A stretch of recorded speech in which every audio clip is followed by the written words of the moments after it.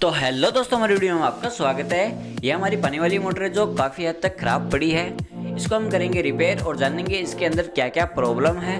तो जुड़े रहिए इस वीडियो के अंत तक। जो हमारी पहली प्रॉब्लम है, इसकी सॉकेट कटी हुई है। इसके अंदर हम भरेंगे माल। ये हमारी दूसरी प्रॉब्लम है, इम्पेलर का कट जाना। इसकी वजह से पानी का प्रेशर काफ़ी हद तक कम हो जाता है। इसको हम करेंगे चेंज। इस वीडियो के अंत में इस मोटर पर होने वाले खर्चे के बारे में बताऊंगा। इस मोटर पर कितना खर्चा आया है, तो जुड़े रहिए इस वीडियो के अंत तक। प्रॉब्लम नंबर 3, इस मोटर के बेरिंग भी एकदम ख़राब है। इसको भी हम करेंगे चेंज। अब मैं आपको मोटर के बारे में थोड़ा बता देता हूँ। यह मोटर आधा HP की मोटर है, 2800 RPM है और इसके अंदर 10 MFD का कैपेसिटी लगता है। बाकी आप इसके अंदर देख सकते हो। तो चलिए दोस्तों, वीडियो करते हैं स्टार्ट। अब हम चलेंगे स्टेप टू स्टेप।